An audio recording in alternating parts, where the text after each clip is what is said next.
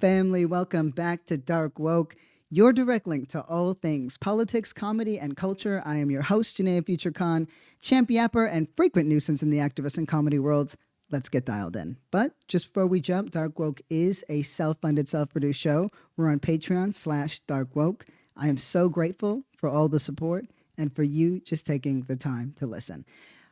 The thing that I read today, first of all, unhinged, just in general, everything that's happening, unhinged. I will complain about move stuff in a minute, but I have to read this to you. I've got to read this to you. DoorDash, right? You know, the food service where you have the app on your phone and you look at restaurants and you try to find and arrange for yourself some sort of deal that doesn't quadruple the price point, right?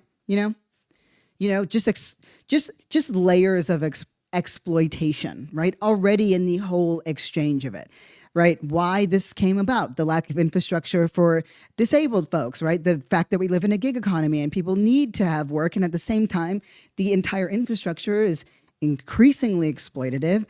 We just don't have any way, like an economy that supports working class people. So rather than create an economy that supports working class people, we are finding new ways to exploit and prey upon those working class people. So get this. So DoorDash, we got DoorDash, right? Which is why, and Klarna.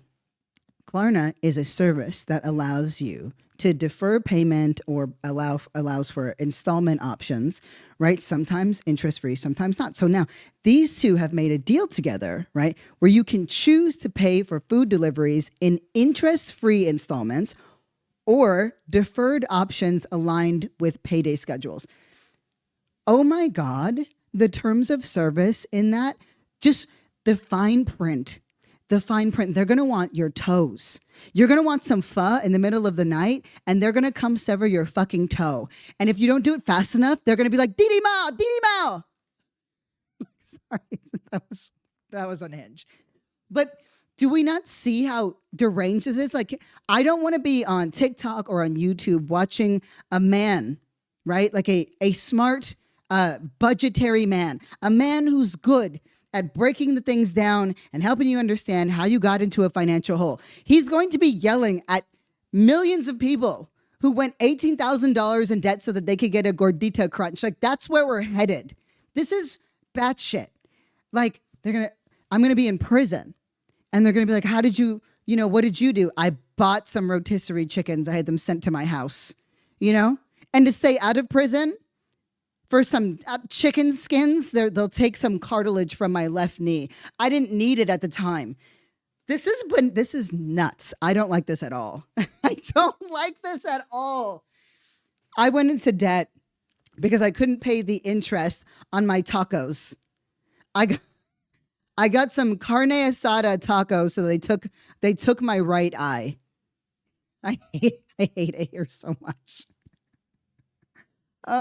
But something that did make me laugh today, because I need this. So one thing that has infuriated me, right, is that the kitten distribution company, the company in the world or whatever, in the universe or in the sky, that sends kittens to people on the street. Where's my kittens? Where's my cats, right? Science is doing something for me, finally. NSAIDs, right? Healthcare. No. All these phenomenal medical advancements we've made that are undercut by late stage capitalism, those things didn't give me what I wanted. What I wanted was a cat database. And now they're doing that. And so now I'm really behind science. Get this, right? They're building a cat database to understand why they act like that. That was the headline. And you know what? The perfect headline, because cats are going to cat. Cats were worshipped as gods in ancient times. And they never forgot that. We may have, but they did not, right? So get this. So the MIT and Harvard, along with like UMass, their medical school there, they're working on a Darwin's cat project. So the goal is to build a comprehensive database that answers questions about all the cat behaviors, right? Their genetic traits, why some of them are friendly, why some of them aren't. This is my favorite part. They're recruiting cats. If you have a cat They need 100,000 cats participating by June 2026. They want to build the largest cat database of feline behaviors and genetics to help understand all of our unanswered questions. So they have 5,000 cats right now. That means they need 95,000 cats. That's so many cats, so many cat butts. And then I came across something today that the podcast listeners won't appreciate as much, but I am going to explain it to you in immense detail so you can appreciate it even on your drive to work or while you're chopping up carrots or something, right? This is phenomenal. There's a game somewhere in the world that has a giant cat butt, an animatronic giant cat butt, and you face off with a friend, and whoever can pat the cat's bum faster wins. So while you're patting the cat's butt, there's 2 cat butts on the screen, and the higher your count goes, the better you win. I just want you to, just to get us in the mood, just go ahead. Just go ahead and listen to this game. Would this not bring the most joy? We could have paradise is what I'm saying. We could have paradise. The game is called How to Pet Your Cat, and you are facing off against your friend on who could pet the cat's butt fastest. This is incredible. Just go ahead and listen to Joy. Just listen to Joy for a moment. Incredible stuff. You can even go against yourself. Look, they're just measuring who can pet the cat butts faster. And different parts of the butt, you get higher points. The bigger the score, incredible. Just incredible stuff. And the reason why I wanted to spread this joy isn't just because it's incredible. It's incredible, but because I wanted to play this for you.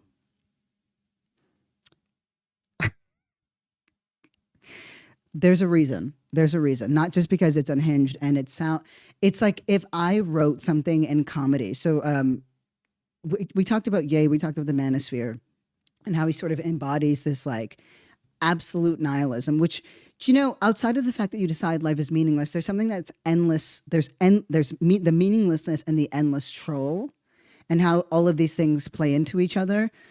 This is one of the, honestly, at a certain point in time, a musical genius, an artistic and creative genius in the world who now makes music like this. I'm purposefully playing a clip, right, for those who are audio only.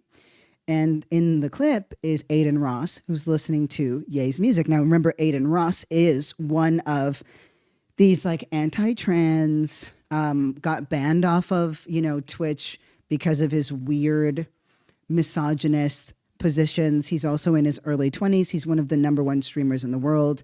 Donald Trump was on his stream.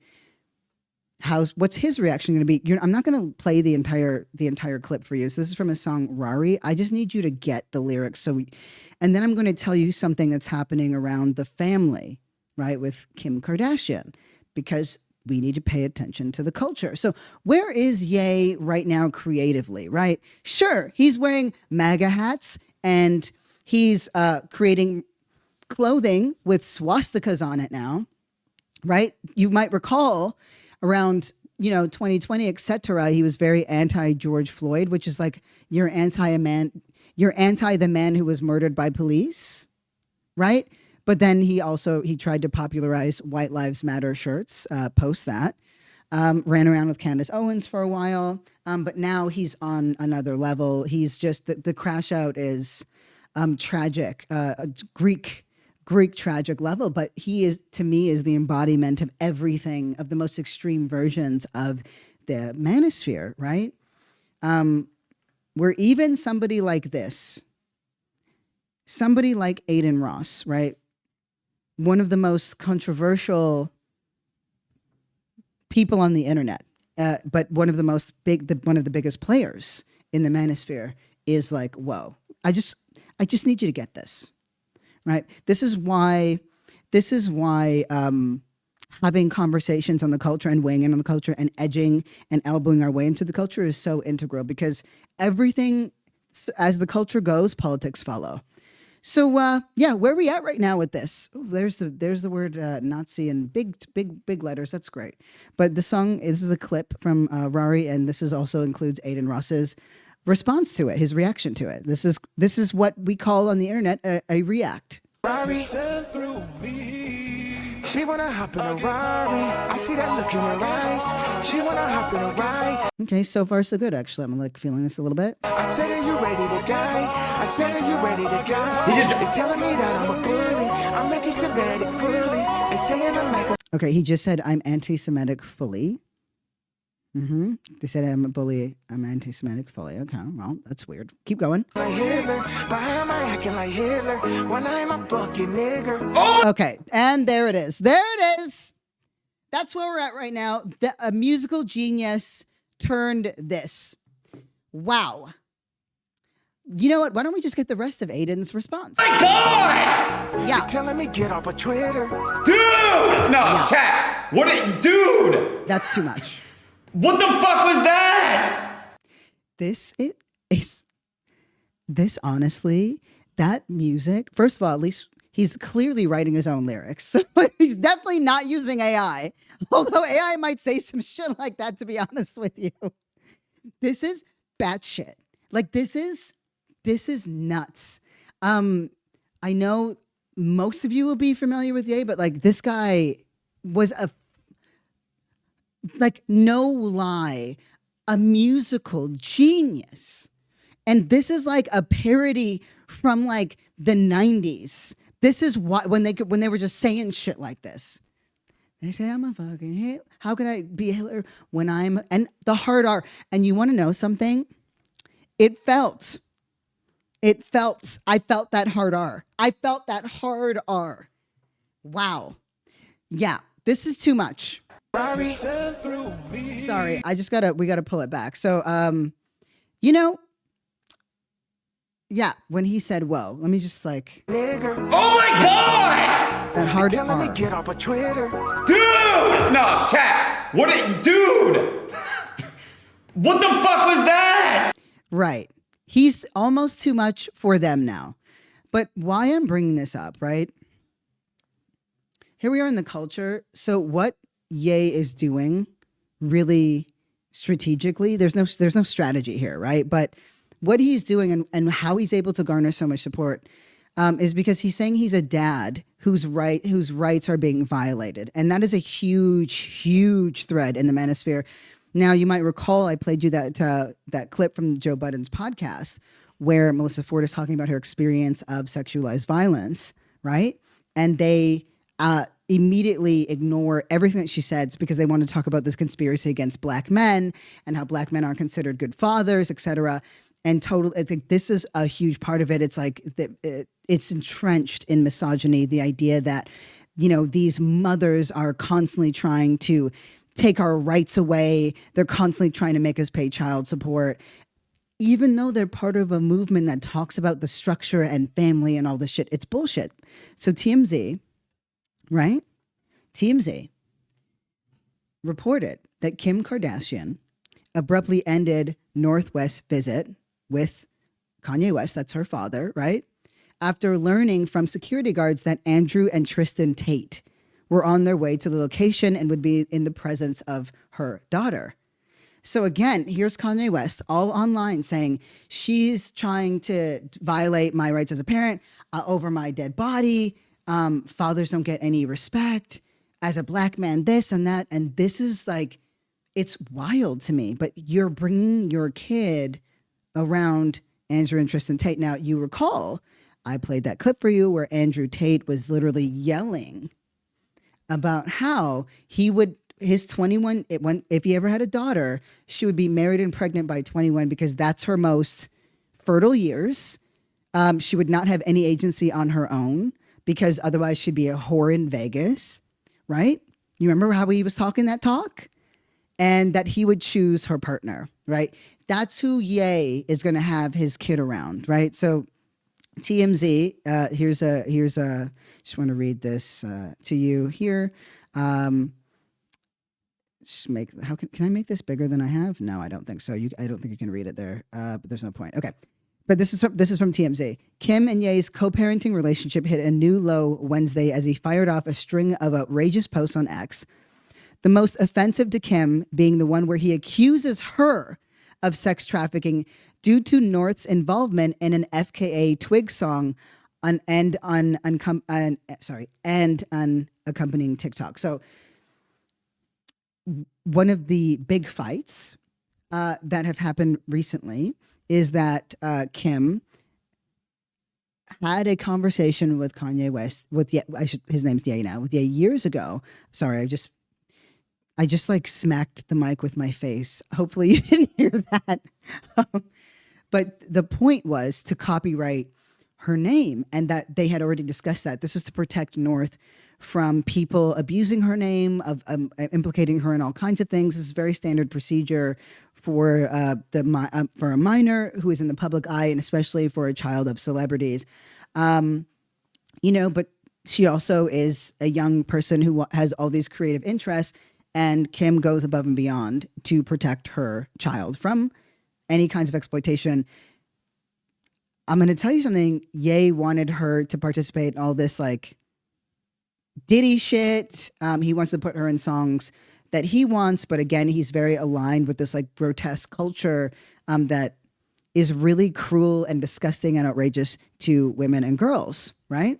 So let me just finish reading this quote to you. However, sources familiar with the situation tell us before I keep reading, he accused her of sex trafficking, right? Due to her child's involvement in an FKA Twig song. Like, what are you talking about? Also, like, North is an artist. She was literally like played, what is it, like fucking Simba or Nala or whatever in The Lion King in a live production at the Hollywood Bowl. Like this, but like that accusation is batshit, but this is what happens when you have this meaninglessness and this weird nihilistic culture. So anyway, let me just finish reading you this quote. However, sources familiar with the situation tell us the issue of trafficking already came up last week during an emergency hearing over North. We're told Kim abruptly pulled the plug while North was visiting her dad because security guards informed her Andrew and Tristan Tate were going to be arriving at the location. This is like, so this is very much a part of the larger culture and the cultural debate. And I just like it. I'm still rapping. This renders me inarticulate, right? Like this, if you go back to like Bush era West, this is the guy who got on national television standing beside Mike Myers, right? At a time when black folks were being abandoned on rooftops during the greatest national crisis of its time, the greatest national, environmental disaster of its time, and said, and we watched as this country did not mobilize to save lives, right? Because they were black people. There's Kanye West standing on national television in like a rugby t-shirt beside Mike Myers, and it was live. And he said, George Bush does not care about black people. So that is the Ye that I know. And comparing those two, well, I think I just have to let him go. I have to let him go. He's gone. And that's that. But this is what radicalization does. This is what mental health does. Like not having strong mental health infrastructure, creating the types of humans where creating the types of environment where medications and mental health infrastructure is just non-existent, but then also that it's somehow weak to access those things and to want those things. I'm just like the crash out, every black person I know is who cares about music or who's been part of the culture, part of movement, is just like, this is unbelievable. Like this is something more deplorable, more heinous than simply a crash out.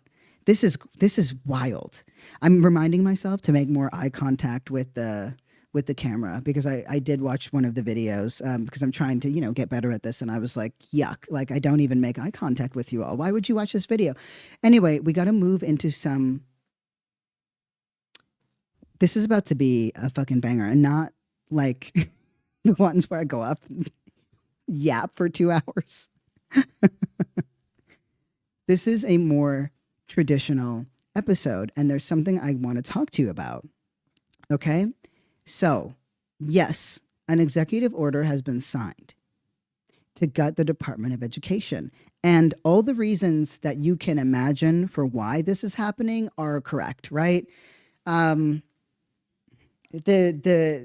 demise of any public good and infrastructure, right? Public education has been going to shit for years. It's been gutted, underfunded, whatever. There's all of these socioeconomic, racial realities that you can imagine, but there's also a very specific reason that I want to hone in on that's not getting enough play, right? These guys are strategists.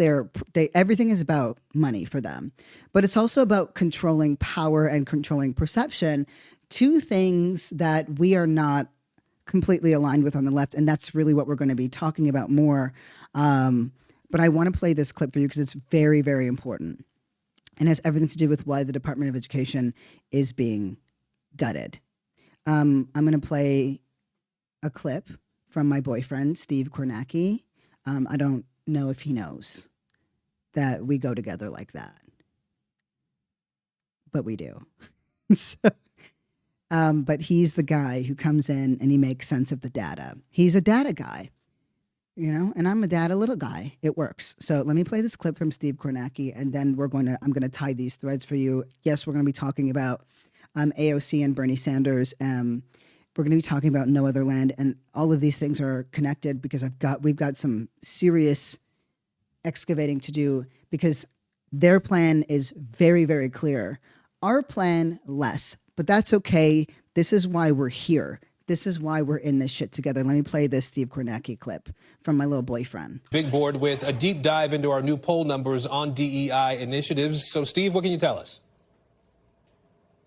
Well, when you look at this poll, there's a lot that jumps out at you. But one thing I think that really stood out when we looked closely at this poll had to do with white voters and their attitudes on cultural issues like you just talked about there, and also political issues in general. And what we found is, look, the white vote itself, you're looking here at the 2024 election, white voters accounted for 71% of all votes that were cast last year in the presidential race. So it's a giant group, but when you he's about to break it down and he's going to talk about, and that's where the vital information is for us. But I want you to think also about the fact that there is a very, very deep investment in ensuring that people of color, right, that like rural people, et cetera, all these people do not vote. That's why it works in conjunction with, the criminal justice system, with gerrymandering, with everything else. It's about how can we disenfranchise the most people at scale, right? Oof. This is about to slap. Break the group down a few layers, two very different universes, political and cultural universes of white voters emerge. This is when you break it down by education. Do you have a college degree or not? And gender. And let me show you what I mean here. Take one of the questions from our poll. This is a basic one.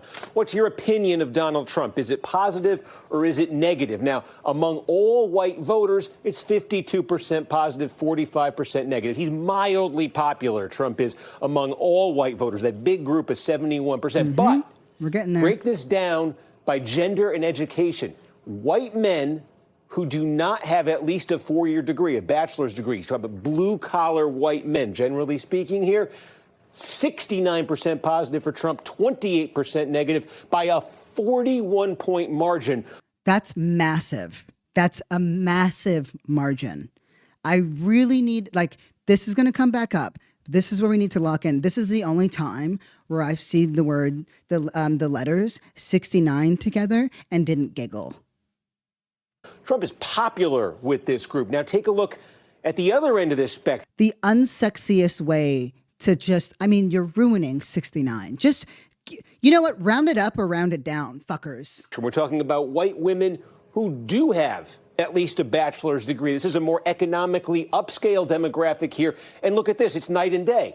29% positive, 67% negative. Trump is 38 points underwater. What that means is between these two groups of white voters, and these are each a very big chunk of the electorate, that difference there, plus 41, minus 38, adds up to a 79-point gap between how these two groups see Trump. And it's not just Trump. Take a look at this from our poll. Again, looking at these two groups on just a so what he's done right now is he's pulled up a graph, and this is by the way, Steve Kornacki has a piece on this on NBC, so you can find these graphs. The next step is putting the links or whatever. I'm going to be reaching out about that, but anyway, it's got Donald Trump, JD Vance, Elon Musk, DEI, DOGE, Democratic Party, Republican Party, and of course Zelensky. But Kornacki's about to break down this gap, but it goes, as you can imagine, right? White women with college degrees, very much anti-Trump, pro-DEI, etc. Right? White men with no college degrees, right? With no college degree, pro everything Trump does. Variety of names and topics and groups. Your opinion of JD Vance, night and day, Elon Musk, DEI we asked about. So do you remember how, so white men with no degree, right? Trump is plus 41%. White women with a college degree, he's a minus 38. Now I'm going to read the differences down, right? Elon Musk, plus 33 for white men, no degree. White women with college, minus 40, right? So you have DEI, minus 40%, right? White men with no degrees. They are so against DEI. White women with college degrees, plus 31%, right?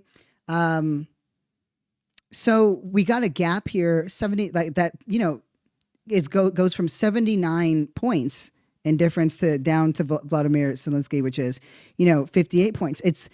There's obviously a huge break point. But I'm going to this isn't shocking information. Where we go with this is going to get really fucking intense. And by intense, I mean very fucking cool and empowering, but also damning. All the things. But as you just talked about there, DOGE, the Democrats, the Republicans, the Ukrainian president. Again, the gap here from the high 50s all the way up to nearly 80 points, just completely, starkly opposite political universes that these two groups inhabit. And when you go a layer deeper here, we talk about white men, no degree, white women with a degree. There are two other groups, obviously. Now, this is where it gets really interesting. Let me just let the man talk. And you see them here. These are white men with a college degree, white women without one. But what you see is those two groups are much closer to the median. So white men with a college degree and white women with no degree are closer to each other than the other two groups. You got plus 1, and then white women with no college degree is plus 14. So that's the smallest margin between the groups. So you see what an outlier these other two are. And you also see this. White women with at least a college degree, the only group of white voters that really kind of is on the left politically, aligned with progressive causes, democratic politics. Give you an example here. So white women with college degrees are the only demographic of white people to support progressive initiatives, to support progressive beliefs. And honestly, it's not, I mean, if we had put up a different minority group, the numbers would be significantly higher. But that suggests, the data suggests that right now, the only group that we can trust on some level, right, in terms of white folks to support these causes, this sort of new democratic movement, which I'm going to problematize in a second, right, is that population of people. But something's shifting. Let me let my man Kornacki finish. He had his little sleeves rolled up, and he pulls no punches when his sleeves are rolled up. The DEI question, right here that we asked about in our poll, we had two big statements we read to voters. Basically, do you want to continue DEI programs or do you think they should be ended? And again, look at this divide here. White men, no degree, end it. White men with a degree, end it, they say. White women, no degree, end it, they say, by double digits. And then white women with a college degree, completely different by a nearly 40-point margin, they say, to continue DEI. So this is one of, it's not the only, but this is one of the areas here, sort of a cultural hot button where you can see it's that group of white voters in particular who are aligned on the progressive side, who are aligned politically, we see, with the Democrats, and who are important in pushing the Democratic Party. We've seen the Democratic Party move left on cultural issues. This is a big reason why right here, just as we've seen the Republican Party go more blue collar in its messaging, this is a big reason why. Yeah. So this clip was extremely informative for a number of reasons. Who can we count on? Who's coming, right? Like, who's coming with us? Hold on, let me bookmark this because, you know, this is just going to reload. Now with me now. Yeah, I knew it. He was going to reload and start yapping. I knew it. That's what the news be doing. But no, this is very, very significant. A big reason for why they want to dismantle the Department of Education is to control the minds of the people who they already control. They know that education and an educated populace is a massive danger to them, right? Critical thinking skills are some of the most, like, think about what America has done simply by the idea of resistance, right? Think about how our political prisoners are treated. Think about the fact that Greenpeace right now, and they're going to appeal, but a jury voted against them in the North Dakota pipeline lawsuit, right? A jury voted against them. They owe $660 million currently. That would $330 million would have bankrupted them. So they're going to appeal it, but I'm watching this closely because, as you know, I was there. I was at Standing Rock, and there were several people who were arrested there who are in federal prisons right now. You know, who the vast majority of our leftist movements would not support. Like, I want you to think about how the right immediately pushed for getting the January 6th insurgents, right, out of prison, right? Think about the fact that Andrew Tate and Tristan Tate, right, they have been embroiled in a legal battle in Romania for human trafficking of girls, regardless of what they say or don't say, because they're currently suing anybody who accuses them of rape. Like, like on Twitter, people have been reached out to and have deleted their comments because they don't want to get caught up in a lawsuit. Because again, what that comes down to is defamation and what's legally true. But what is irrefutably true is that Andrew Tate used to be a fighter, right? And you know, they're the gym bro types. They train whatever. And at a certain point, they moved onto webcam, you know, video work where they ran this company, using air quotes there, and women and girls performed on these webcams, you know, essentially their own tiny OnlyFans company. And there is irrefutably an exploitative element of it there. That's how they made their money. That's how they made their wealth. So, check. It's just my brain wants to explode because it's like what I'm not suggesting is anything goes, right? Like, oh, if they have this particular, but it's like, how can we expect people to defend and protect our belief system when we don't defend or protect them, right? The consequences, and we don't have the same kinds of systemic power. But this is one of the things that I know personally I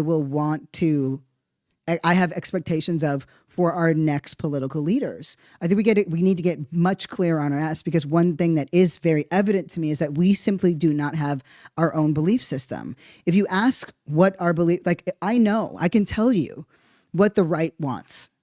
I can tell you what the right wants. It's very, very clear to me what the right wants. The left were exceptional at coming together against something, right? When when I was in Boston, three of you were like, "Why?" No, I went there because there were threats. There were the Klan, and other white supremacist entities were like, we're doing whatever we want. We're going to march. We're going to be freaks or whatever. And then there was a counter protest. That counter protest involved, a smaller chapter of BLM. And at a certain time when we were very active prior to 2020, my job was to be support. I had a very unique skill set where I was great at on the ground rapid response infrastructure, including media, goal identification, facilitating spectacle, which means, how do you build a container for these movements so that people are not endangering themselves and also insulate them from police activities that include things like when the National Guard is called, when a, what's it called? A curfew is enacted, et cetera. Because, for example, when I was in Charlotte and when I was, so here I am, I'm in Boston and there's this protest, I should say rally, a white supremacist rally. And that is literally what it was. And so, there was a call to action issued for a counter protest. So that's when I went out there. We projected that the white supremacist rally would probably get maybe 1,000 people. And I predicted based on who was in the city, right? Probably, 5,000 or so people based on my previous experiences, based on who was, the sort of noise online. I was wrong. I was unbelievably wrong. We were expecting to fight. We had emergency meetings prior to. I landed, I think, along with a comrade who was part of the healing side of M4BL. I tried not to roll my eyes there because I'm just, healing is so important. I'm just not that guy. That's not what I bring to the party. So, there we were. And I got to tell you, 40,000 people showed up. It was the most boring day of my life and beautiful, right? But when I went there ready for a war. Actually, a couple folks from M4BL had come down as well. That wasn't just on the healing side, on the media side. And, Maurice Mitchell was one of them who now runs the Working Families Party.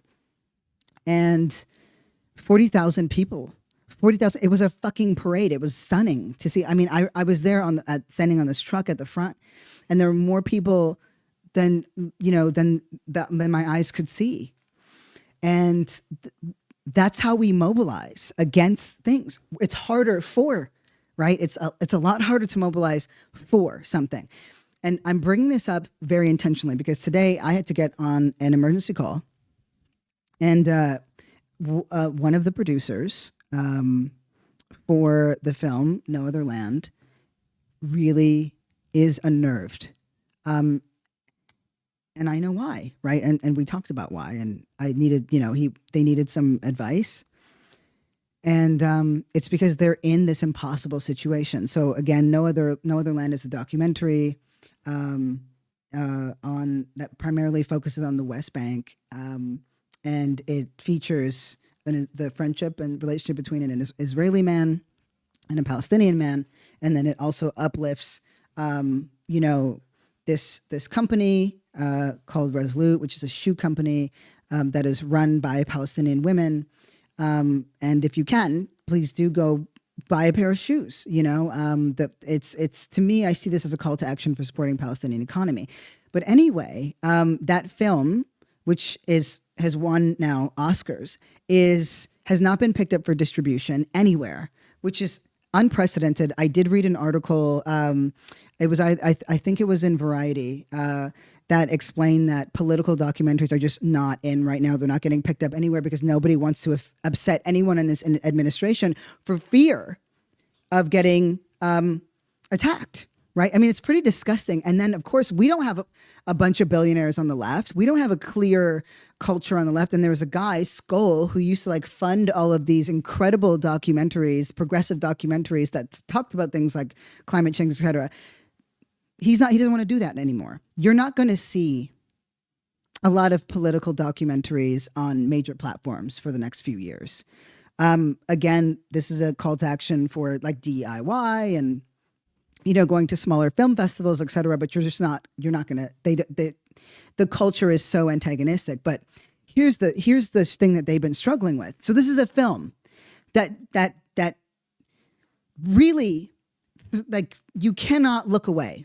It does not shy away from the ethnic cleansing. It doesn't shy away from the realities of apartheid. There are so few works out there that capture that reality, especially now. So there's obviously the Zionist lobby is very against that film. The mayor of Miami tried to like pull some power move against a progressive film theater so that they wouldn't show the film there. And if they were pretty fucking gangster, they were like, oh, well, then I guess you got to do what you got to do. They played the film anyway. He backed off. But where they've been having problems is the Zionist lobby is attacking them on every possible fundamental level you can imagine, right? Harassment campaigns, doxing, smear campaigns, in blogs, online, and in editorials, against Basil, against Joseph, against anybody and everybody associated with the film. But they've also been getting unbelievably shit on by American Palestinians, because the film features an Israeli voice. And the level of anger and disgust I feel at that. The lack of clarity. This is the same subset of folks who attacked, anybody who said that they were voting. And again, we now can very plainly see why that was a gross miscalculation. You should never concede any kind of power anywhere at any time. And you should absolutely stop the consolidation of power against the right every single time. As I mentioned, right, I went through this already. Not one of those people, not one.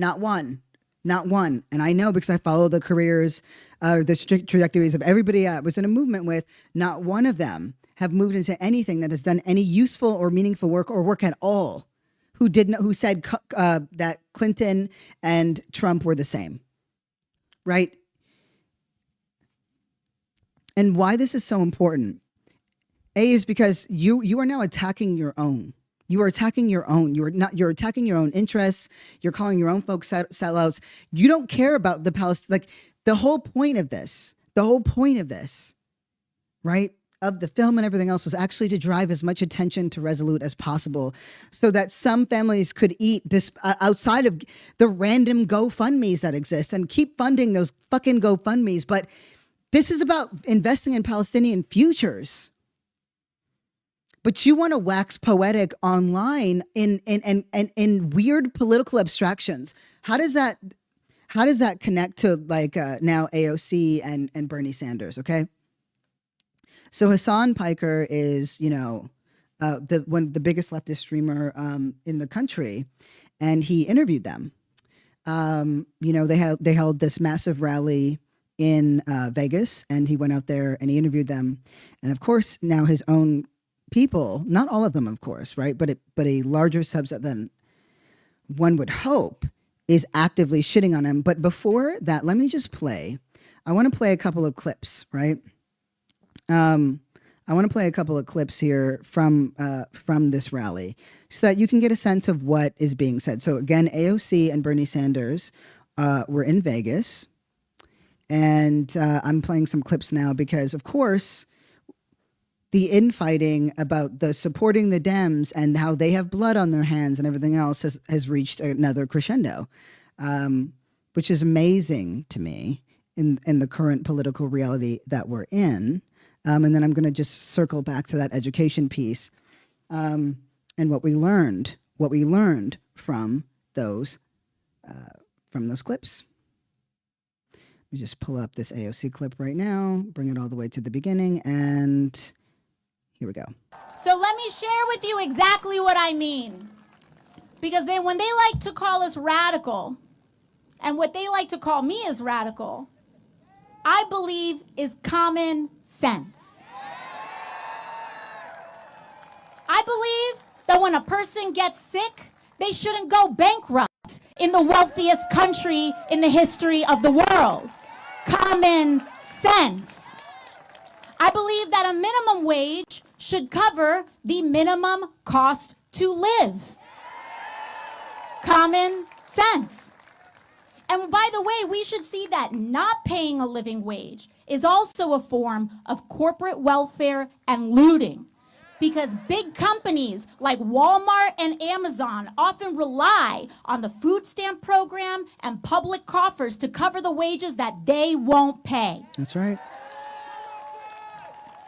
I believe that homes are not slot machines for investors and Wall Street. That's fucking right.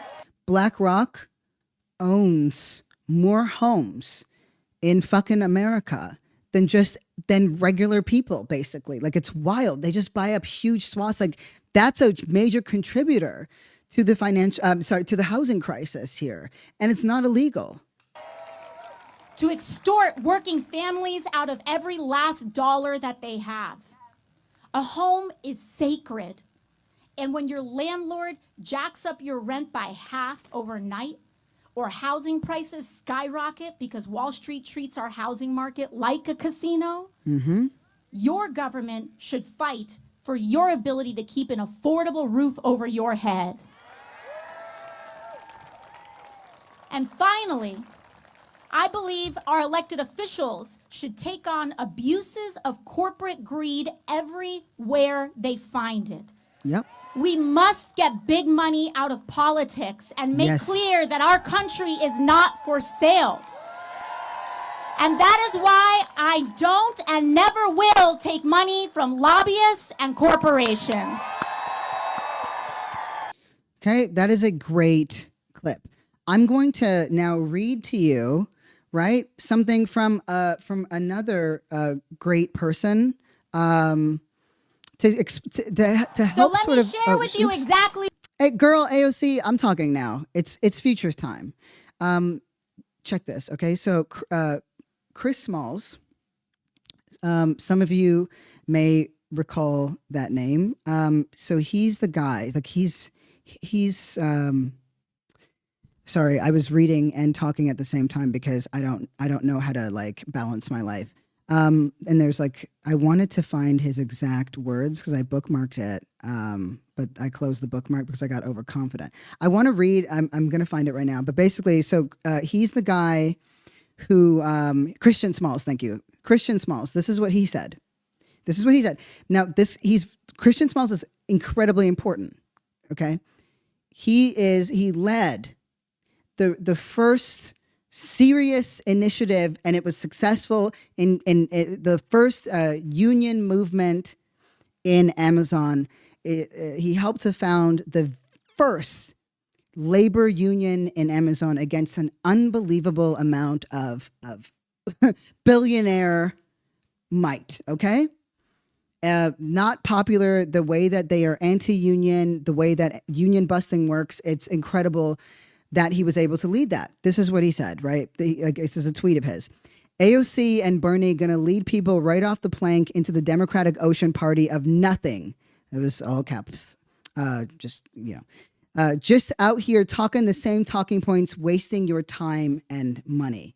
Tell them to go draft a bill, not a town hall, LOL. Leave that shit for real activists pretending like they need to know the issues when they've been in office. Shake my head, right? So this is the founder of Amazon Labor, right? The first independent worker-led union in American history for Amazon. Does that sound like we have a cohesive belief system to you? I'm now going to play another AOC clip, and then I'm going to read some other things for you. This one now, this is a clip. The audio is not as strong, but I like what she says, and so I would ask you to like bear with me a little bit. It's a 2 minutes and something seconds, 2 minute 35-second clip.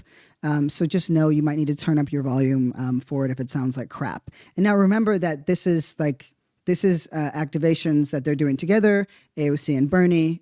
God, that's like a hot ticket.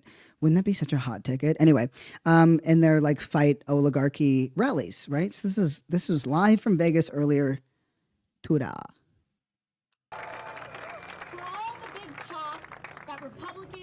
Trump administration like to flap about I hope you can hear it. It said for all the big talk that the Republicans and the Trump administration like to flap their gums about. working people. If you actually listen carefully, every once in a while they let the mask slip about what they actually think about us. You know, just last week, President Trump's lawyer, her name is Alina Habba,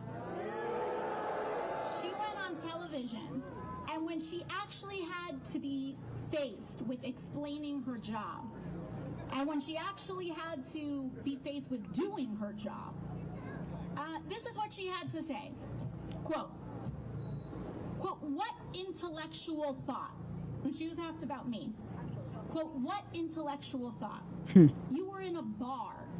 You were in a bar, AOC, and not to have a drink, but to serve one.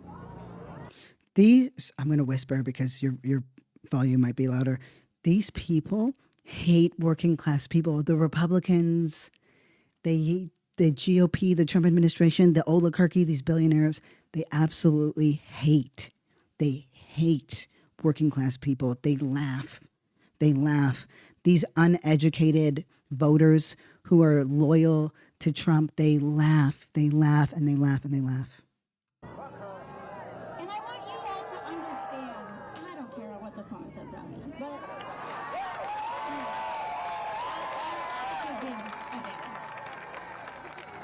but I want you to understand that she isn't just talking about me here. She's talking about you. She's talking about all of us. Because the entire job of the president's lawyer is to speak for him. Trump hired her to speak for him.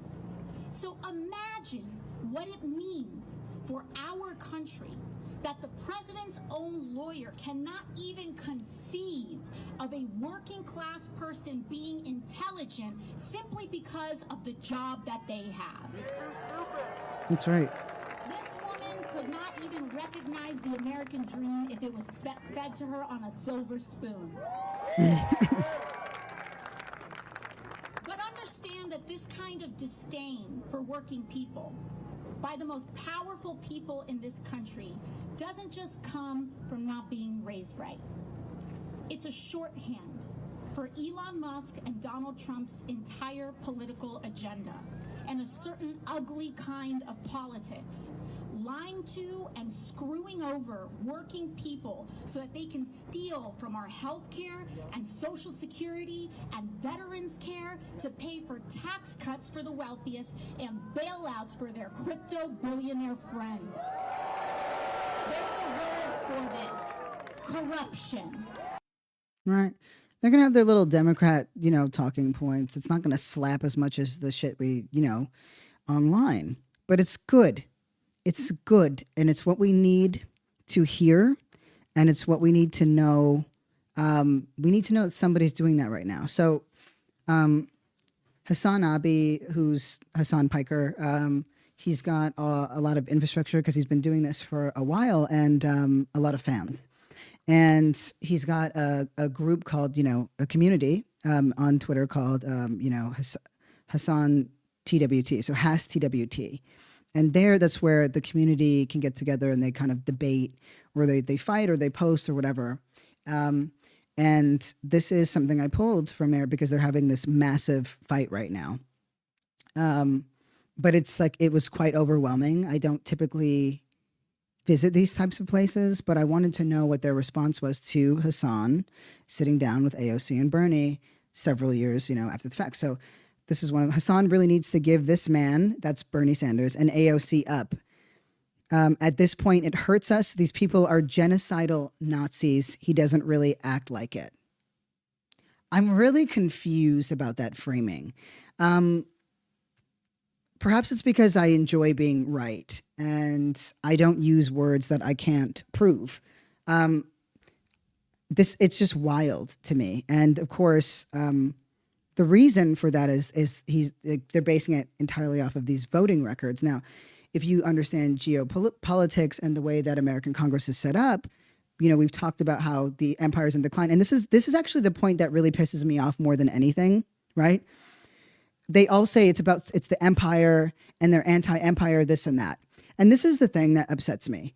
This empire is going to go, it's running the course it was going to run. That's this thing with, quote, you've heard me say this for, quote, great nations. Not great because they're awesome, great in size.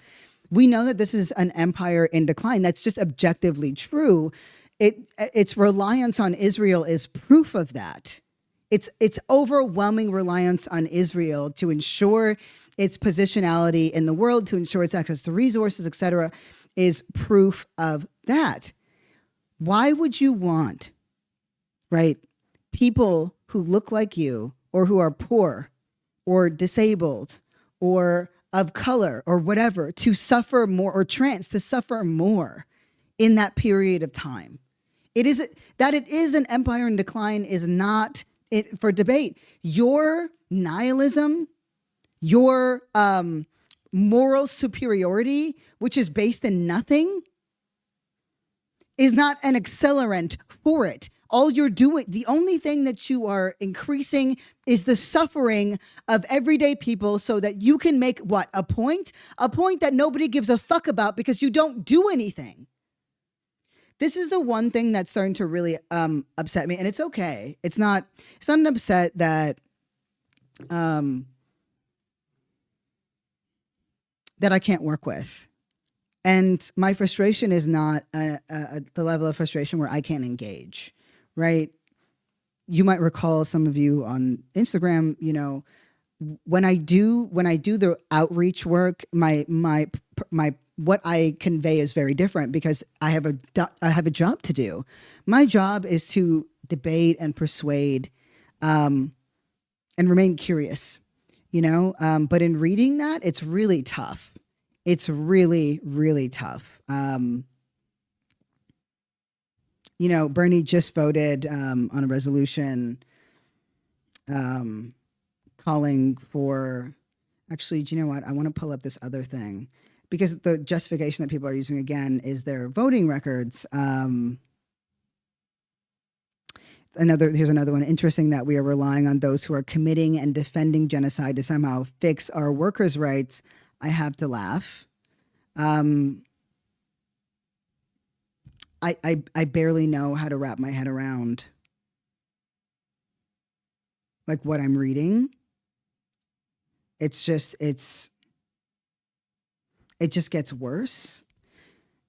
And the thing that also is very confusing to me is how little we understand. Sorry, I'm getting caught up in this thread. Sorry. Okay, let me lock back in. This is why we need political education work, because if your only goal is to critique power, right, and not to build it, if you're focused on puritanity, right, purity politics, you aren't an activist, you aren't a movement person, you aren't an organizer, you're not a thinker, you're just somebody who yaps online, and that's okay. Like these folks, the great thing about them is that they don't actually organize and they don't want to do work. So they don't get in the way of the on the ground work, but because a big part of the culture is online, they do get in the way occasionally here. And, you know, there has to be a way, not for all, but for some, to engage or to create enough political education infrastructure so that we're louder than them, because right now we're not. The same way the the horseshoe theory, right, where we are emulating the other side, we too are now championing ignorance. And this just didn't start. I think I may have told the story before, but in the last M4BL convening that I attended, it was in 2017, and I think it was in North Carolina. And I knew we were in trouble. I had led a couple workshops, a couple training sessions, whatever. And I heard two things that were really alarming, really, really alarming. One was that I was talking about a mandate to the best of our ability, ensure ASL interpretation in as many rallies and protests as we could. Right? that oftentimes if you just make the ask, people very willingly donate that time. And that, so it doesn't have to be something that's detrimental. You just have to put a little more intention into, into your call outs. And somebody told me that was respectability politics.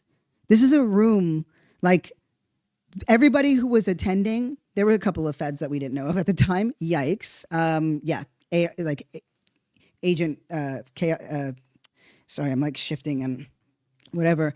Infiltrators and agents of chaos. That's kind of their job. But this was not one of them. This was just one of these people who just talked and constantly disrupted any organizing work that anyone tried to disrupt the agenda. And at the time, I think a lot of folks did not know, a lot of leaders did not know what to do with that energy. I wished I had shown up a bit differently. I gave over a little bit of power because I was new here. I was new to America, and I tried to defer to the culture of Black Americans who were organizing, but that also meant I didn't utilize the full breadth of my skill sets. So, everybody learns. And, just because I might have approached things differently doesn't necessarily mean that it would have had some sort of major impact. But the other thing that really concerned me outside of like, oh, it's about hood this, hood that, which was wild to me because it was a constant assertion that hood politics were somehow stupider and more ignorant, and that was something to be celebrated. But there was a very clear anti-intellectualism that was moving on, that was masquerading as anti-elitism, right? I want to remind you that the Black Panther movement had Fanon as required reading. Can we be fucking serious for a minute? And did everybody understand everything? Of course not. But we understood the gist. And that's what we do really well as Black folks. And just as people who think we understand the gist of things really well. And we learn by the introduction to new ideas and new ways of being. That political education was a huge part of the Black Panther Party. But suddenly, here we were in 2017 with a massive anti-intellectual arm. When I reference that, that was after somebody had brought up the fact that, we don't need to be wasting time reading these big books. We could just lose ourselves in them. And I said, I want to remind you of how many Black people found themselves in those books, wrote their existence into those books, that the fact that we're able to organize as we are is because that history was documented otherwise. And if it weren't, otherwise we would only ever have the stories of the oppressors. That's a massive concession of power and experience, and a huge component of anti-intellectualism that we needed to be very concerned with. So what you're seeing, and let's go back to this whole the no other land. This is an asset that Palestinian folks made, led, organized, championed, that are being punished for. This is a film that the Zionist lobby wants to absolutely keep out of every possible space imaginable. And our response on the left has largely been to be like, yeah, but the Israeli presence is too big. Incredible stuff we're doing here. Really, really incredible work. But again, all of this is because of a lack of political education. Now, putting political education out isn't necessarily going to fix these problems, but what's clear to me as the ultimate one is that we do not have a cohesive belief system. We don't have non-negotiables. And we need some non-negotiables. And you've heard me say this a trillion times, but this is something that I'm sort of thinking through and problematizing. That we need to be doing together, because we also don't have an information ecosystem. We don't. You have your favorite, people who you follow, and like I can be honest with you, because the show's not at scale yet. So, how you can disagree and still, work and or share values. Like Ijoma Aluo, I love her so much as a person. I fucking hate her politics online. I really do. They drive me nuts because they're not organized or politics or principles at the fuck all. And there's a lot of, don't buy into the system, don't support empire. And that's just not Ijoma. That is this weird contingent on the left that does not have organizer experience. That deals in abstractions. It's the same thing where I remember getting into debate with this white trans woman who was an academic and a scholar who kept saying, it doesn't matter because none of these things are going to change anyway. And like this empire is going to, might as well just let it collapse when it came to transgender rights. And I said, I can't, I would like you to go out there and tell people who are fighting for their families and for their children that.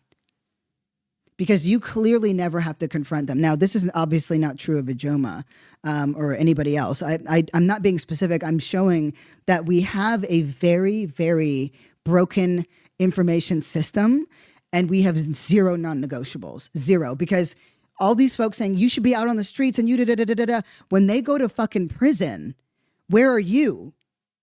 Where are you? Right?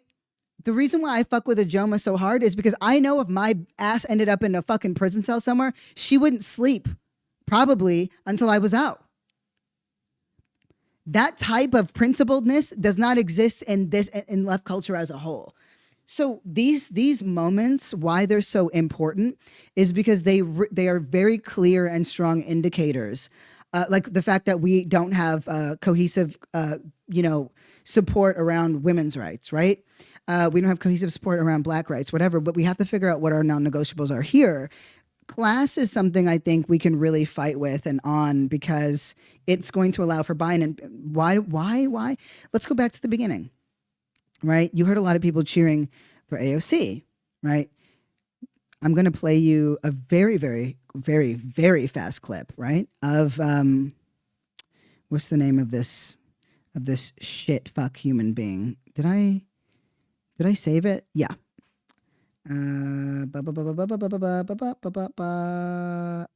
wow, I didn't. No, I did. I just put it somewhere that was in the wrong place. Okay, no worries. I'm going to play this clip for you. But this clip is of Harriet Hageman, right? This is a Wyoming's representative. She's a Republican and a conservative and is very proud of those things. How are they doing over there? Because yes, the population of white guys and white women who aren't educated, who support Donald Trump is quite high. We don't like that, right? We don't like that. We shouldn't like that. But the population of them that are getting fucking pissed, let me remind you that we only ever need it only takes the smallest imaginable group of people who decide that they're going to change some shit to do it, right? How are they doing over there when they're talking about gutting social services for people who are actually paying attention, the small population of people who are flipping? Here we go. So this is their conservative, representative, and here's their response. Continuing resolution, and he's asked about where is the money for all of the individuals that have been fired. It still remains in those agencies. What happens with Congress is we appropriate money for the specific agencies. Here's the only thing that DOGE has done, which is it's so bizarre to me how obsessed you are with federal government. They don't want to hear the bullshit. They're tired of the fucking bullshit. This matters. Keep going. But here's the thing.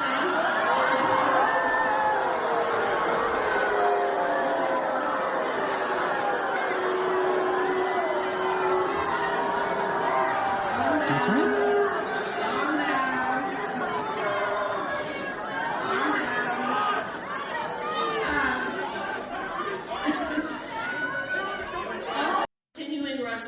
So I see that as an opportunity.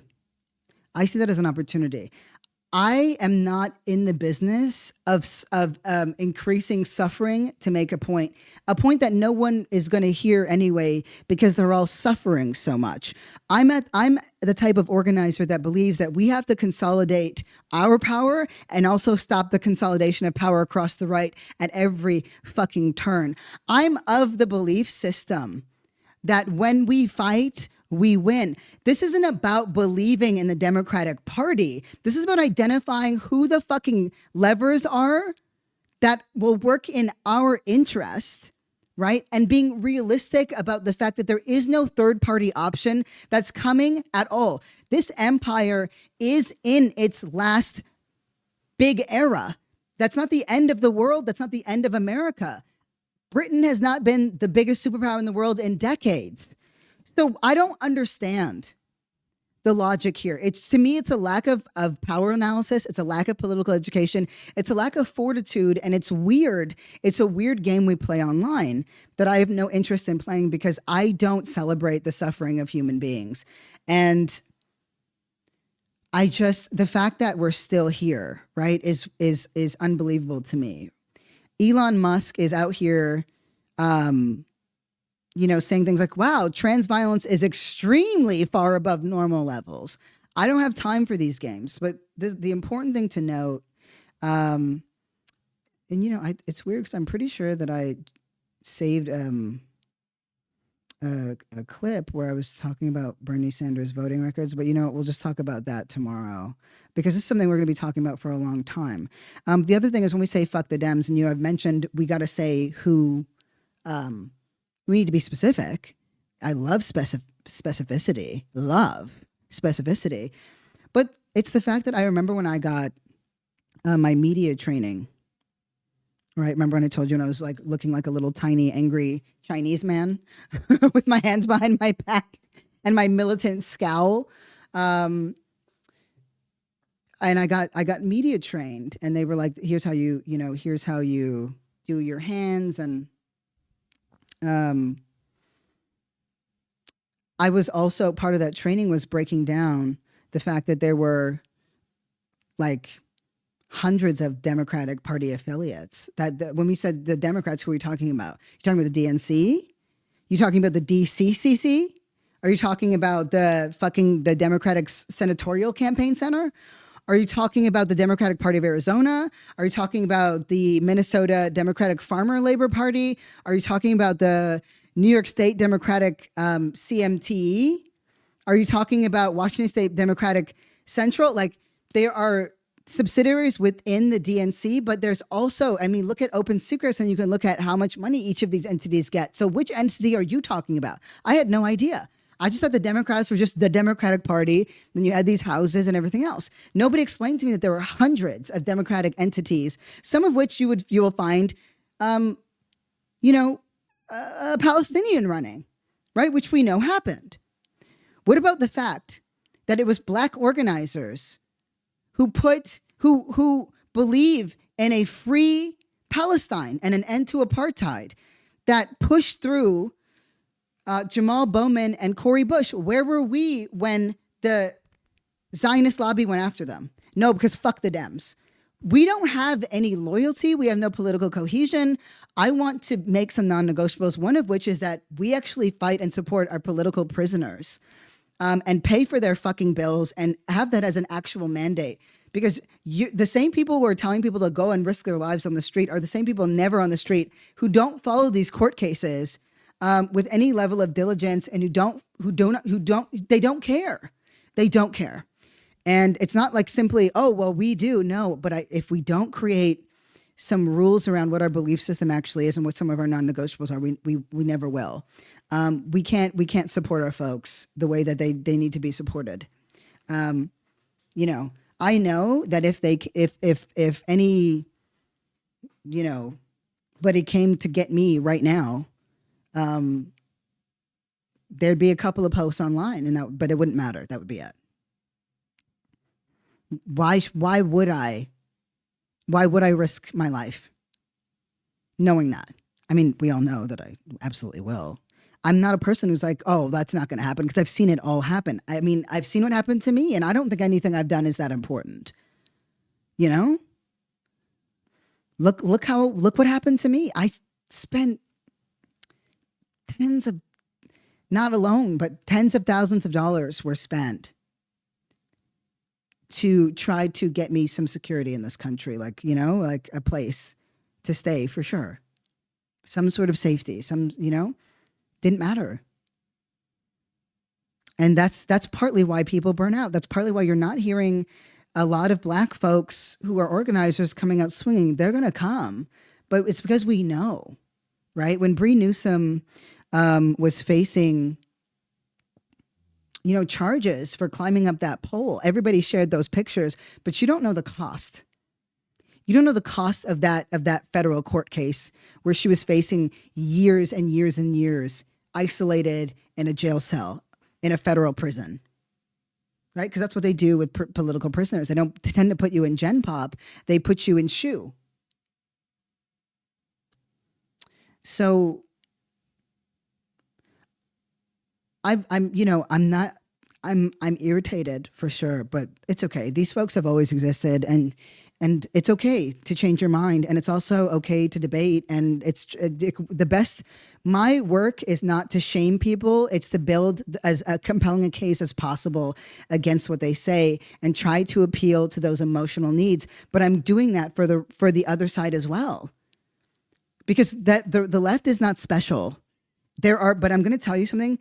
The vast majority of people want to do something, want to see change happen, want to get something great, do some kind of good before they die. And the entire systemic apparatus is against us and is against any of that change. Does that mean we shouldn't try anyway? Do you know, I've seen the difference that $300 can make in somebody's life. I've seen the difference it makes in my life. Feeling like you can pay your bills. Feeling like the lights will turn on when you turn them on at home. I don't take any of these things for granted because I know I'm like, wow, I'm selling my house right now. And I'm shook. And I'm still acting like I'm like, I tweaked my back so bad. I don't know why I thought plastic wrapping every piece of fucking furniture that you had was easy. It just seemed like nothing. I've wrapped dishes all the time. It's very different. I took the shit out of my back because I'm still like, money's tight. I'm not selling my house because I want to, right? But this is I believe in the work we're going to do. I absolutely do. I have zero concerns. And beyond that, I have zero concerns. Because I'm good at what I do. I'm good at what I do, and I'm good at finding the helpers. And you're good at finding the helpers too. This is something I got to do, but y'all should have seen me. Oh my God. The Negro spiritual size I've given, I truly felt like the most oppressed person in the world packing. And it's not done yet. But half was already completed. So now I'm just doing the other half. How did I tie this into what we're like the most serious shit in the world? What's wrong with me? Oh, and there's one other piece I wanted to bring around this, because I made sure to jot a couple of things down.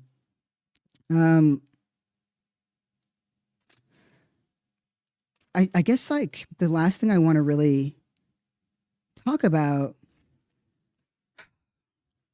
they're gutting access to the internet in rural areas, right?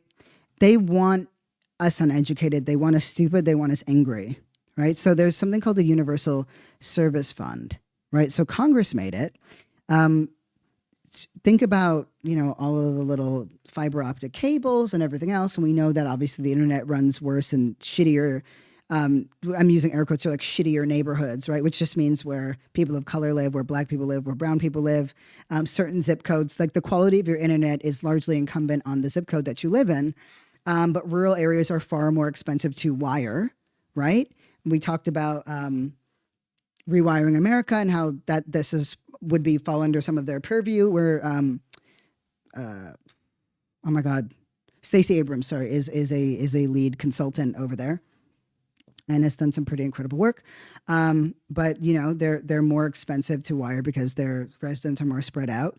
And in these areas, like telephone and internet providers, if they charged a fair market price to wire up those areas, those services would be exponentially and prohibitively expensive. So what Congress decided to do was to tax telephone and ISPs, internet service providers, and use some of that money to pay to put internet services and telecommunication services in underserved communities, right? So just as a practical matter,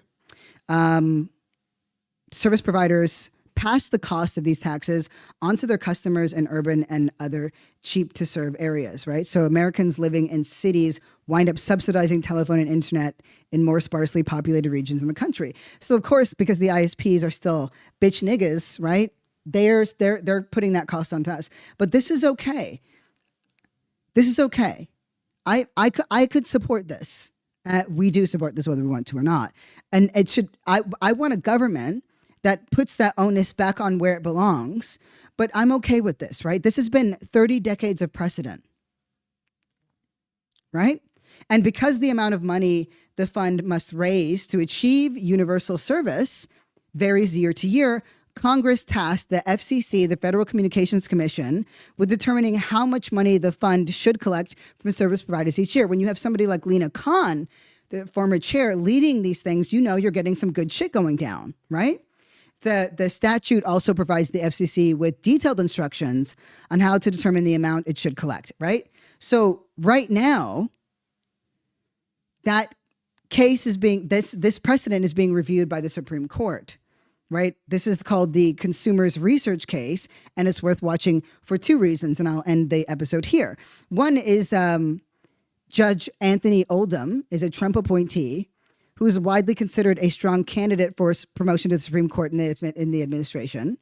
So he's one of the judges who authored the decision to look into this. His opinions are often sloppy, and his opinion in Consumers Research, that's what this case is called. There's no exception to that. Vox has a great article out on it. The second is that Oldham relied on a legal doctrine known as non-delegation, right? So he's using that to determine, in his opinion, to target the Universal Service Fund. The non-delegation doctrine claims that there are strict constitutional limits on Congress's power to empower federal agencies to do all kinds of things, from limiting pollution in power plants to setting minimum standards for health insurance, to, at least if Oldham gets his way, providing broadband to rural communities. So this has major implications for a lot of reasons. The Supreme Court, to be clear, this is so wild in being evoked that the Supreme Court has only used it twice in the history of this country, and both times were in 1935.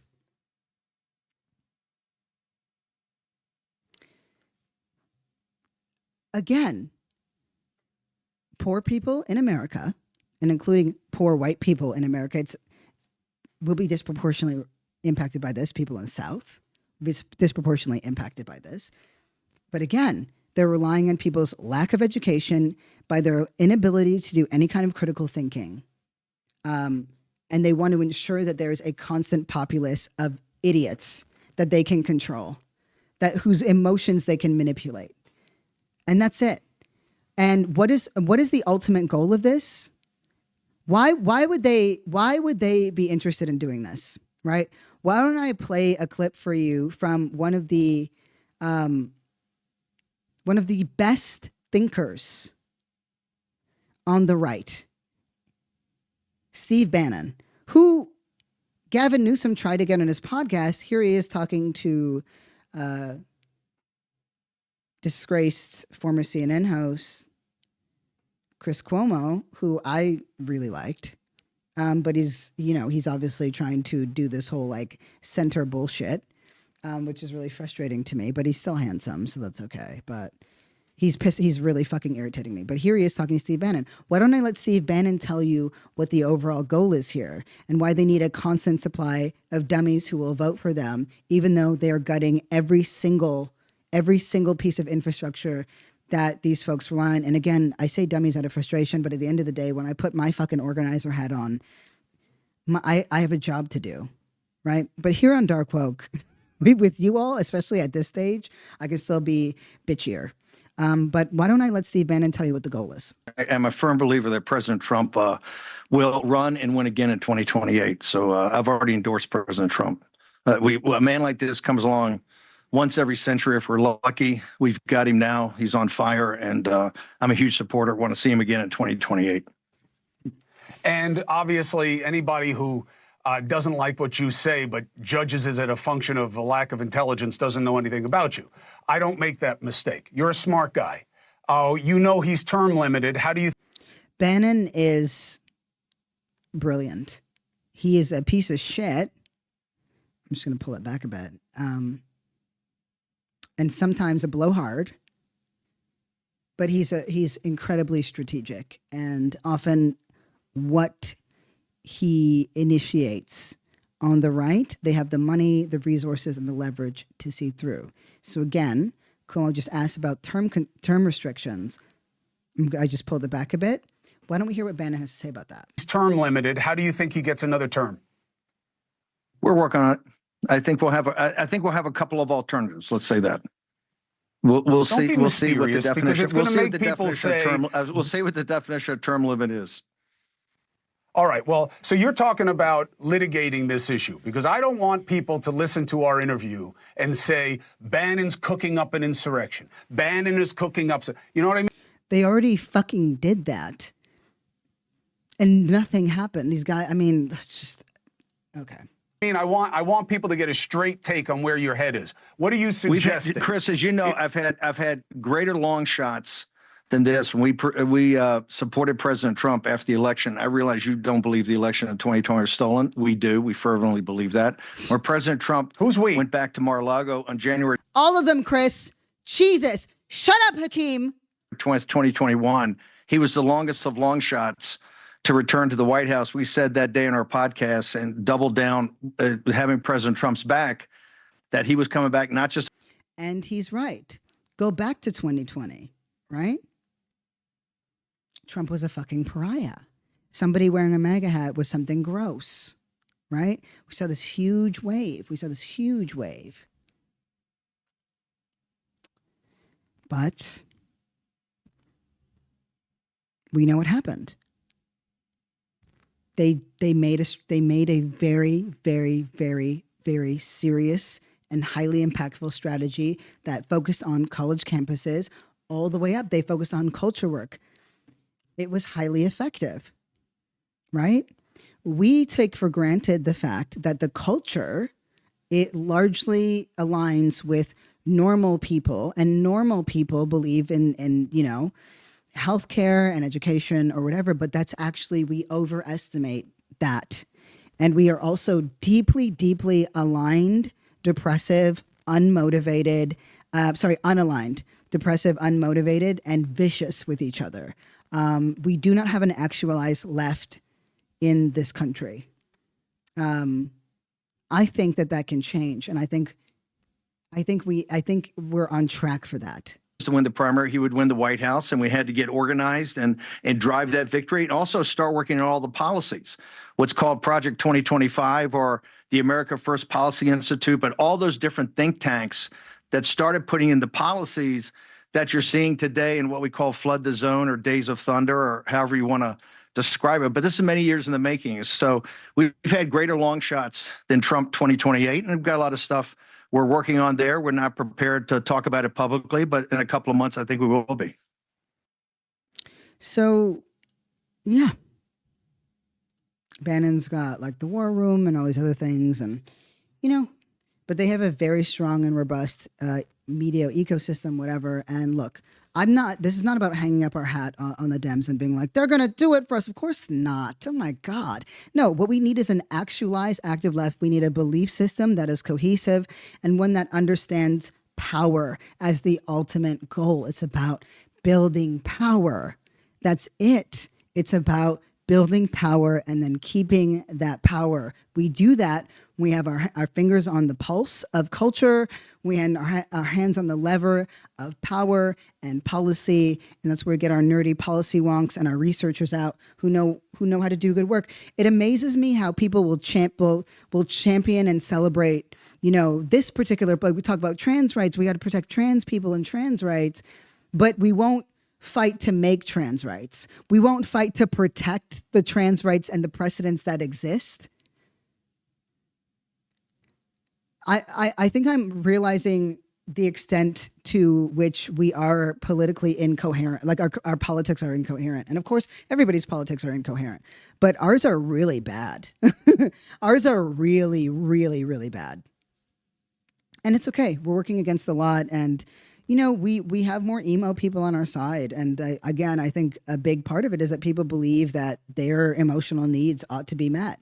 That was one of the number one reasons I saw. And of course, our weird social capital stuff where the most oppressed person, I don't give a fuck what skin you walk around in or how the fuck you wear your hair if you know what the fuck you're talking about.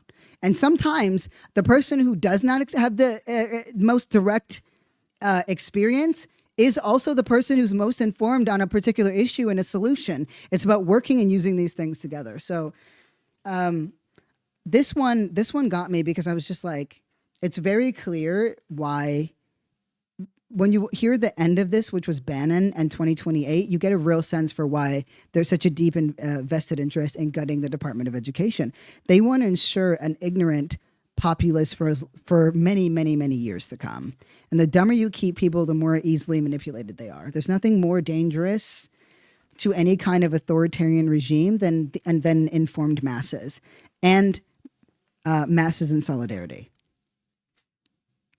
So political education, while this administration is in power over these next 2 years, are going to be key factors. I'm a firm believer that President... Sorry, I just played Bannon again by accident. Well, maybe he came in, to really emphasize the fact. There's a lot of breakpoints. There's going to be a lot of very seductive infighting that's going to raise up. And I'm not doing it. I'm not going to lie, though. I was shadowboxing. I got so mad. I was so mad. Debate is great. Debate is fine, right? But debate requires two informed bodies, like in a purer sense, two informed bodies operating, and engaging in spirited debate on two different positions. What I'm noticing is for the folks who are that sound very nihilistic, they actually don't have a position. They just have feelings. Because you have to have a body politic to have a position. You have to have some level of information to have a position. I'm not seeing it. Anyway, that's what we got for today. This is it for this week. If I can survive this weekend, the worst parts of the move stuff are over outside of the final, step, which is, me getting out of here, and then finding out wherever I go. But when did stuff happen? When did we just have stuff? When did I get stuff? I never used to have stuff. My stuff used to fit in one garbage bag. And then I had my cat, Gibson, my handsome man who passed away a few years ago. I would just have him under my arm, and there I was off. Because he didn't like the carrier. He was claustrophobic. So I'd have this big old tabby. He was walking around on a leash, living his best life. Now I have stuff. Horrible. I don't think I want stuff ever again. After dealing with stuff, I don't want fucking stuff. I'm over it. But I so appreciate your flexibility and your grace. I felt really, really badly. I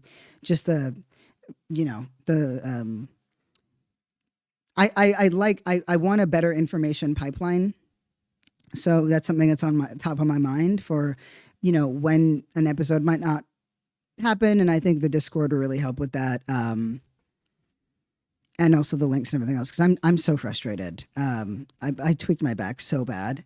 I'm like totally fine, but mostly I'm enraged. And what I'm asking for is just, you just feel bad for me like 7%, not more than that. Just knowing that people feel bad for me out there because of moving stuff. Best thing in the world. Never feel bad for me about politics, though. I promise you, we are right where we need to be right now. It's weird. It's ugly. Every idea that you have, every thought, every impulse. There's been a couple of you who have reached out, offering different types of help. I've made a note for every single one. I will be circling back to this. Once I survive this, I'll get my clipper. He's going to start working next week. And, I just need a little bit of help with somebody coordinating the help, you know, that you all have to offer, but your instincts are 100% correct. Whether that's, you know, graphics or putting up the citations on a Discord. Those are two specific things that I'm noting. I'm not saying your names, but you know who you are. And whatever ideas you have, whatever things, whatever spirit is speaking to you about making something, about doing something, even if you aren't sure what it is, go donate some blood. Just go bleed out a little bit. Let them take some blood. Our blood banks are fucking empty. You remember when we used to just be like there was like blood drives and shit? We don't do it anymore, and they're actually under service. It sounds like nothing, but it actually is very, very, you know, important and substantive as a simple thing that, you know, reminds you that there's the good that we do has been reframed in like these really impossible standards, which is, I guess, like overthrowing the entire system and radically transforming it and abolishing the prisons and everything else. Those are definitely the fucking goals. They did it. We could do it part. And then we could do it full. I believe in us 100% if we get our shit together. But never, never, never undersell how important your ideas are, your artistic creations, your thoughts. And also those really common good things we used to just do, like just volunteer. You know, it's amazing how spiritually corrective those things can be, especially because, you know, organizing around campaigns are so important. But mass mobilization is it's toothless right now. It's not because it's not connected to any larger belief system or political goal. Rallies are great, campaigns are great, but you know, here I am, talking to these people who poured their heart and soul and risked their lives to put a film out there, like a documentary like no other land. Basil, when he's back in Palestine, who do you think they're training their crosshairs on? While we all debate here in America whether or not an Israeli voice should have been a part of it, we need to get our fucking shit together. That upsets me so much, the distress that these men are in right now. You know, like, I advise them at this stage to separate Resolute as its own, the shoe company as its own campaign, to move away from the debate and to reframe the ask around investing in Palestinian economies and futures.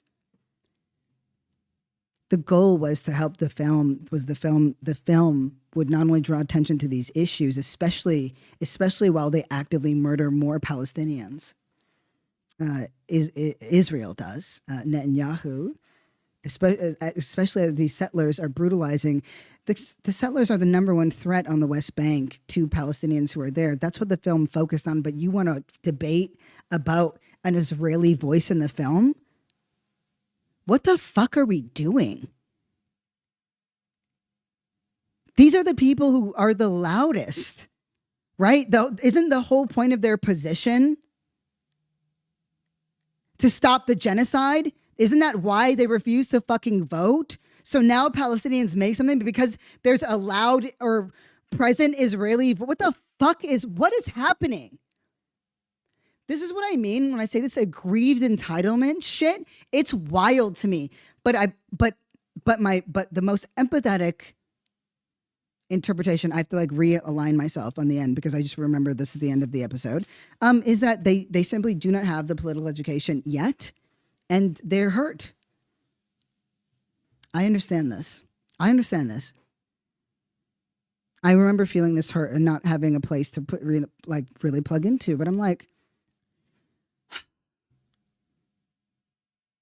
we can do better, and we will do better. And I absolutely believe in us, and I absolutely believe in you. And it is just a matter of time. But more of us have got to do a little more. That's it.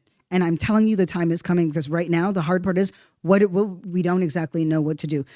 That education work, changing this media ecosystem up, this is a good place to start. We're doing it. Remember, all the cylinders are being lined up and primed up. Then they fire all at once. We got this, and I got you. I'm going to hit that outro music now. Yup.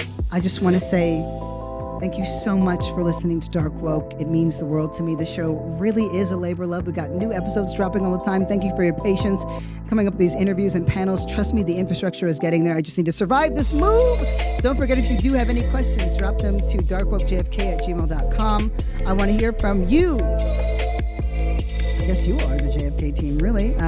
Don't worry, they're coming. There are people who want to help, and they're going to help.